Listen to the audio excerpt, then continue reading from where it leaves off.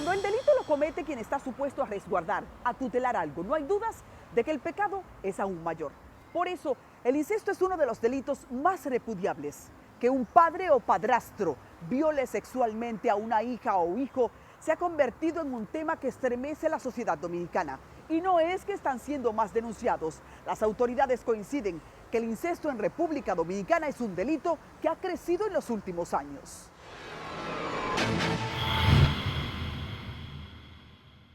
El incesto es el más condenable de los delitos sexuales. Las cifras en el país han aumentado. En 5 años, del 2011 al 2016, se produjeron 1.603 casos. La Vega es en los últimos meses la jurisdicción donde mayor número de incestos y abusos sexuales son tratados. Por eso decidimos visitar a la magistrada Iris Sánchez, titular de Niños, Niñas y Adolescentes. No es que han sido más revelados por la prensa, es que han aumentado. Siendo que los agresores son adultos, debería ser competencia de violencia intrafamiliar. Pero esta fiscal ha sentado un precedente persiguiendo agresores de niños. En La Vega, Interdiario llega a un escándalo de un niño abusado sexualmente. Entiendo que no hay una jurisdicción a nivel de país que tenga más casos o que trabaje más los casos en ese sentido que esta Fiscalía de Niños de La Vega. Los casos antes predominaban en los campos, pero la realidad cambió. Desintegración social familiar que hay. Lo primero es la familia, niños que son de familia, un porcentaje alto de familia monoparental, donde un niño es víctima precisamente de su padre, el cual muchas veces tiene vicio, consume sustancia prohibida. Aún sin reponerse a los traumas, vive esta familia. ¿Te llegaban los rumores? Sí. Llegan a decírmelo, yo siempre cogí para allá a investigar ese caso, a ver si eso era verdad o era mentira. Pero que ellos, las niñas nunca me dijeron nada. Entonces, ni ellos tampoco, ni la familia de la muchacha me dijeron nada. Los visitamos en una comunidad apartada de La Vega. La adolescente hoy tiene 14 años y un bebé de 9 meses que dio a luz producto de la violación sexual que repetidamente cometía contra ella su propio padre. Y teniendo a su mujer como quiera tener sexo conmigo. Y ella siempre se daba cuenta porque ella lo llamaba. Cuando estaba contigo, ella lo llamaba.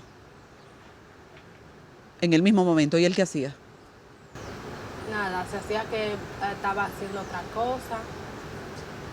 Ella sabía lo que pasaba. Ella y su hermana, un año menor, dormían con su padre por asuntos de espacio, escenario que el abusador comenzó a aprovechar cuando apenas tenían 11 y 12 años. Bueno, lo primero nos estábamos acostumbrando así. Después comenzó a tocar, después comenzó a sobarle a uno.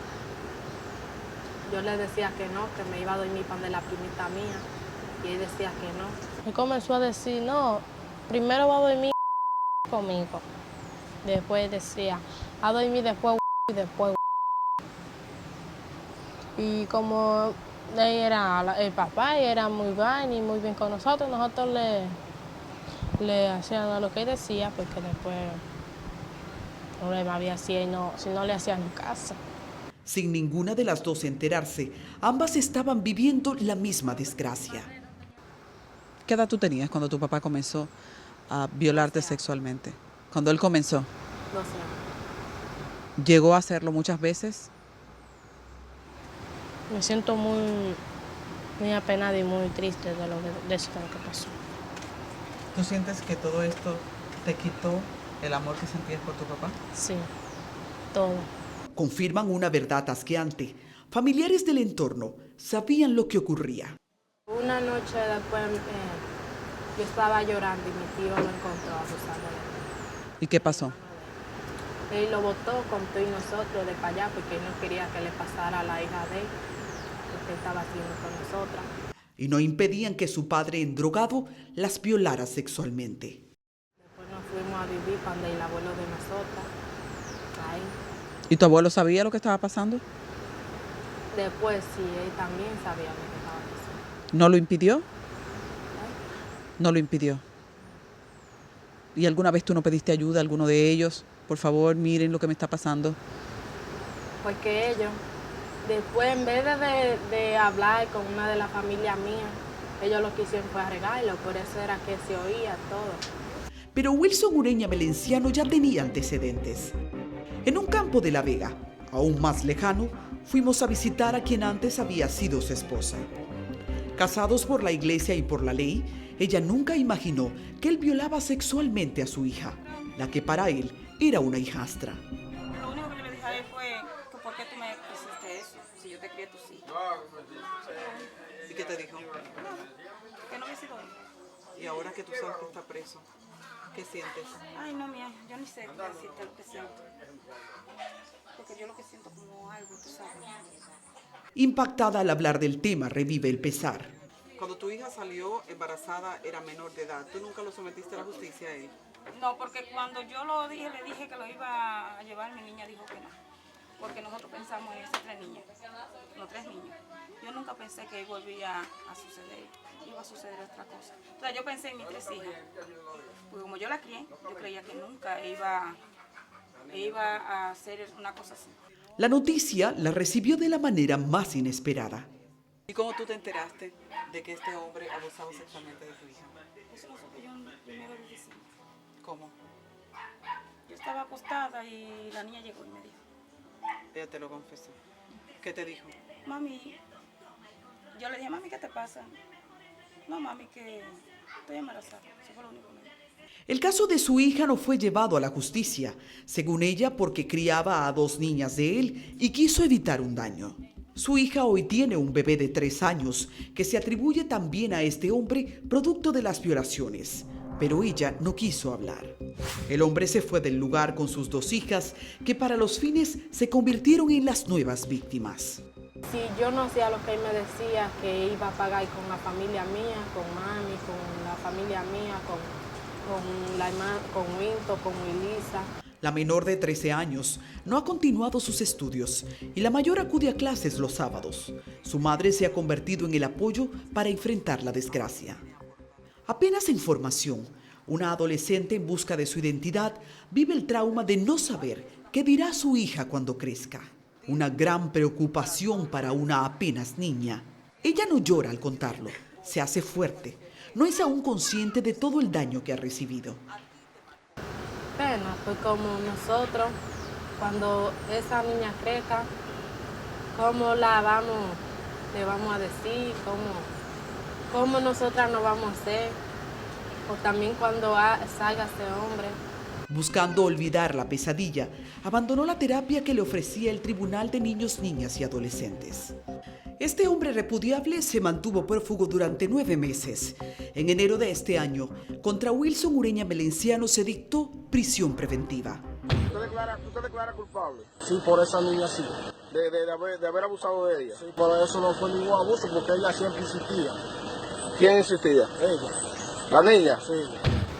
Yo lo que quiero es que él no salga nunca de ahí, porque la mano fuimos nosotras las únicas que él le hizo daño.